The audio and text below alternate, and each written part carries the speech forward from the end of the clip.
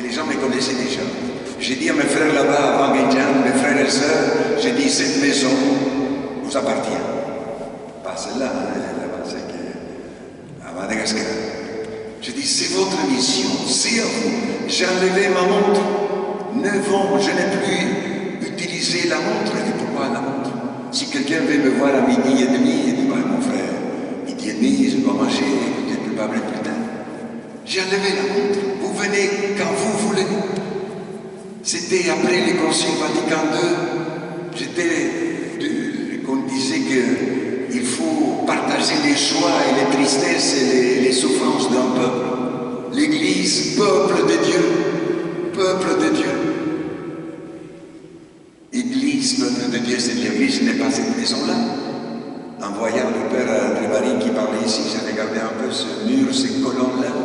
J'ai dit combien de gens vont être pris ici le dimanche. Je ne sais pas s'il y a autant de gens comme nous ici maintenant. Hein? Sûrement pas.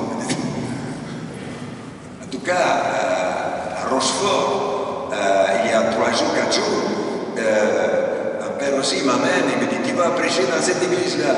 C'était immense. Je dis, arrête, je vais prendre la photo de cette église-là. Eh bien, il y avait 45 personnes qui sont venues. Alors, et dimanche, je dis, combien de gens qui prient ici? Il dit, quand c'est beaucoup, 70. Je dis, ces grands bâtiments, ces grandes églises qui étaient l'honneur dans les siècles passés de tout un peuple, de toute une région, qu'aujourd'hui, c'est vide. C'est vide. Alors, chers amis, qui s'est endormi? L'Église, le prêtre, l'évêque, qui? Tous un peu. Surtout nous, les prêtres. Car nous pensions que nous étions des seigneurs et qu'aujourd'hui, nous ne sommes que des serviteurs. Parce que dans l'Église, comme dans l'État, le pouvoir c'est pour servir et seulement servir.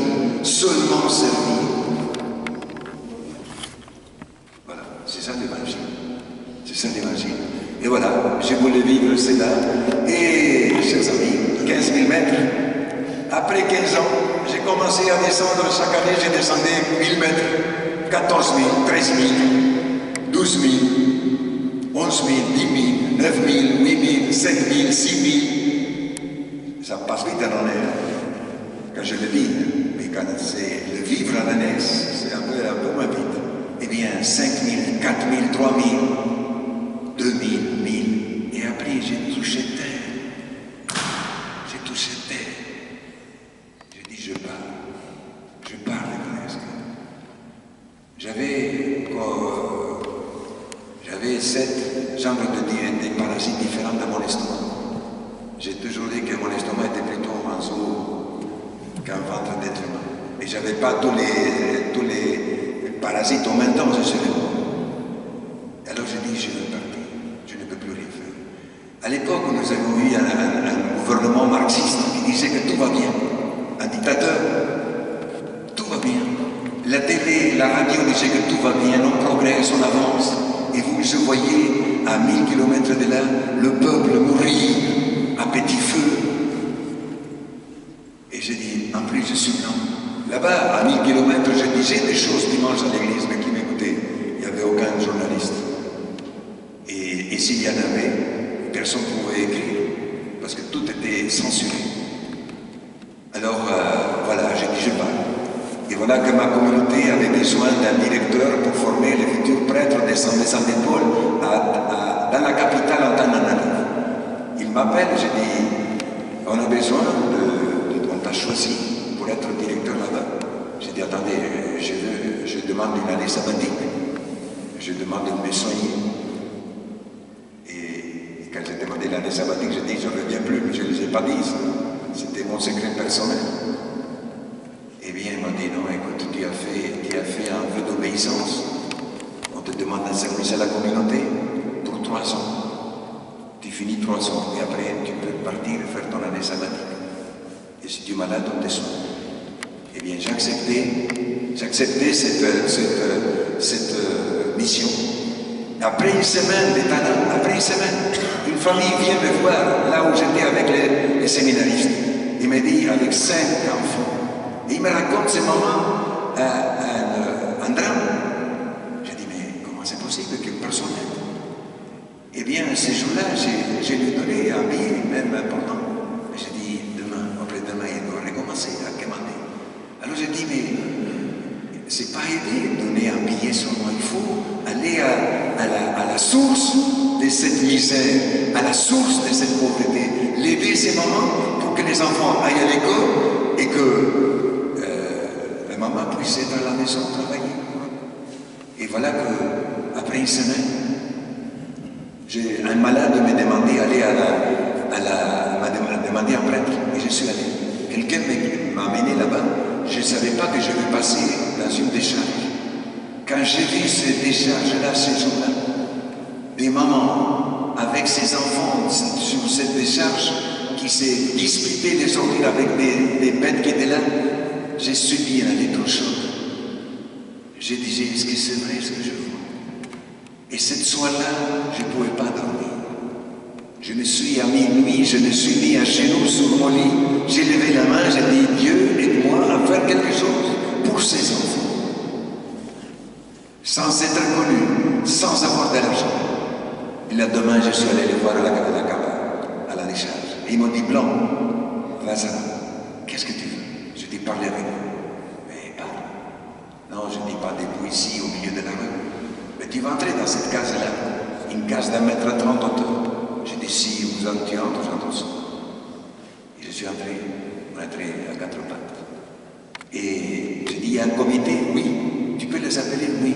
Alors il a amené une dizaine de personnes, assis par terre, dans une maison de carton et de plastique, 1,30 m de hauteur.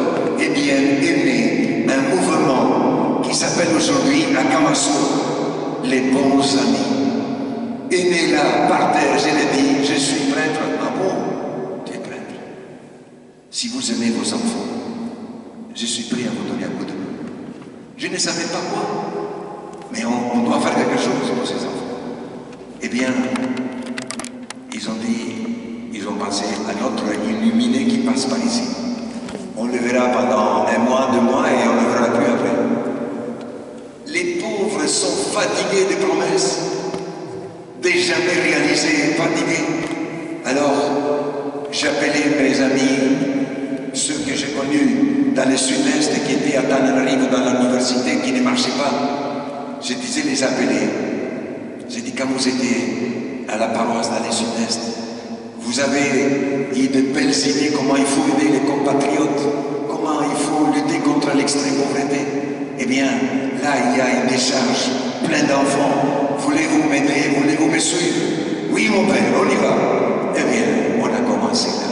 J'ai dit à mes frères, à ces jeunes, il faut rester en permanence tous les jours pour qu'ils voient qu'on s'intéresse à eux et que c'est vrai qu'on les aime. Eh bien, c'est comme ça qu'est né Akamasou. Et ensuite, moi j'ai pensé à l'époque que ça va durer 5 ans, un travail de 5 ans. C'est déjà un mandat, non? Quel est le mandat ici en Belgique? Il n'y a pas de mandat. Bon. Vous êtes sans mandat. Alors, souvent c'est 5 ans, en France par exemple, à Pascal aussi. Alors j'ai dit, si j'exagère, ça va aller pas plus de 10 ans. Eh bien, ça fait déjà l'année prochaine 35 ans qu'on travaille là, qu'on va jour par jour, 35 ans. Cela veut dire que les enfants qui avaient à l'époque 10 ans, aujourd'hui ils ont 45 ans, qui sont déjà mariés, qui ont des enfants et qui sont debout. Eh bien, c'est difficile de vous raconter une vie de 35 ans jour par jour. Parce que ces combats-là, si je savais à l'époque que nous, après 35 ans, on sera un peuple de 30 000 personnes, avec 22 villages que nous avons créés de rien, j'aurais pris le premier avion et je me barre de Madagascar. Alors là, même sans permission, je dis avec quel argent on va faire vivre ce peuple-là. Mais Dieu vous donne chaque semaine, chaque mois, chaque année de l'assurance. On fait un pas, on a réussi, on fait un autre, on a réussi. On a commencé la petite école, on a commencé à donner un goûter aux enfants, comme vous avez vu là tout à l'heure, les goûters aux enfants de la trouille. Qu'est-ce que des gens qui sont affamés, vous n'allez pas les parler d'histoire, vous n'allez pas les raconter des théories, vous les allez attirer par un morceau de pain, du riz, d'haricots. Et voilà, nous avons commencé comme ça, des semaines, quelques mois. Ensuite, on a dit, venez un peu plus tôt, on va chanter. À Madagascar, tout le monde chante. Tout le monde, même les arbres, ils chantent. Et c'est un peuple qui a la musique dans le cœur. Et ensuite, venez un peu plus tôt, vous allez commencer à lire, à écrire. Voilà comment a commencé notre école primaire, sous un arbre, assis par terre. Eh bien, 35 ans plus tard, chers amis, aujourd'hui nous avons 18 376 étudiants. 18 376 étudiants. Mais ce que je n'ai jamais, chaque fois qu'on passait d'une école, d'une étape, l'école primaire, qu'est-ce qu'on laisse les enfants à la primaire et qu'est-ce qu'ils vont faire après? Mais commençons les collèges. On a commencé les collèges avec peur, mais on a commencé. Boum, on parlait, on marchait. Et après on arrive à la troisième. Et qu'est-ce qu'on va laisser les enfants à la troisième? On a dit, essayons la seconde. On a commencé la seconde.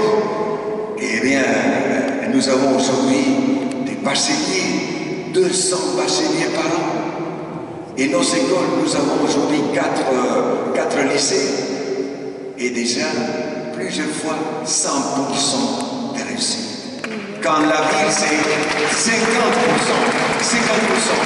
Les enfants des charges qui veulent étudier, qui veulent gagner ce bac pour trouver un travail. Alors voilà, un miracle que j'ai jamais cru le faire, c'est que nous avons commencé une université. Voilà, on a commencé une université, une école supérieure, et après 4 ans, c'est devenu université. Et nous avons 5 filières. La pédagogie, nous enseignons les futurs enseignants. La informatique, parce que celui qui ne connaît rien d'informatique, il ne sait même pas écrire, c'est dans l'alphabet. Hein. Le français, il faut une langue anglaise, 2 langues internationales qu'il faut connaître. Et paramédical, ça veut dire on forme les sages-femmes et les infirmiers, qui peuvent aller dans tout Madagascar, les gens qui ont la pédagogie, ils vont dans tout Madagascar. Et dans notre université, nous avons déjà 1000 élèves, sans faire de propagande. Et Madagascar a 23 régions. Et déjà dans notre université, 125 écoles à Kamassou, nous avons déjà des jeunes de 22 régions de Madagascar. Et je pense qu'une école, la primaire, au collège, au lycée, à l'université, ce n'est pas pour gagner de l'argent. Une école, ce n'est pas une usine où on va gagner de l'argent. C'est pour former les gens. Eh bien, notre école, primaire, collège et lycée, sont en faillite. Et c'est pour cela que nous, avec l'argent qu'on trouve partout, mais on aide ces écoliers et nos professeurs, les instituteurs et institutrices à le payer. L'État aussi nous aide. Nous avons aujourd'hui 700 professeurs et instituteurs et institutrices. 700. Donc 450, c'est l'État qui nous paye. Nous avons encore 250 que nous payons nous-mêmes. Alors, nous continuons, mais nous faisons nous-mêmes nos écoles. Et septembre dernier, dans l'école d'Angelange, une après-midi à 3h, vient la directrice de l'école d'Angelange, après m'a dit mon père, là il y a une cinquantaine de mamans, des mamans qui font un sitting. Ils sont assis devant mon bureau, ils ne veulent pas partir. Je dis, viens nous m'aider. Je les ai dit que les classes sont pleines, 60 élèves par classe. C'est pas mal, hein? 60 par classe. Un nombre catholique, hein? Pour nous là-bas. Hein? Alors, et je vais là-bas, je vais avec la directrice, je vois ces mamans, ils se lèvent, il dit, mon père, comment que mon enfant va pas aller à l'école? Comment mon enfant ne pourra pas s'instruire? Pourquoi mon enfant Oui, mais je veux que mon enfant vive mieux que moi. Et l'autre maman qui parle aussi, et l'autre qui parle aussi, et l'autre qui parle. Je dis ensuite à la directrice, Madame Emma, recevez tous ces enfants. Recevez tous. On va vider tous les magasins. On va vider toutes les maisons qu'il y a de meubles et on va mettre ces enfants. Eh bien, nous avons, je voudrais savoir si vous êtes dans l'équipe de Guinness. C'est le record, hein, le record des choses. Je ne sais pas si vous connaissez une école primaire seulement, primaire, sans collège et lycée, primaire. 4076 élèves. Hein? 4076 élèves dans une seule endroit.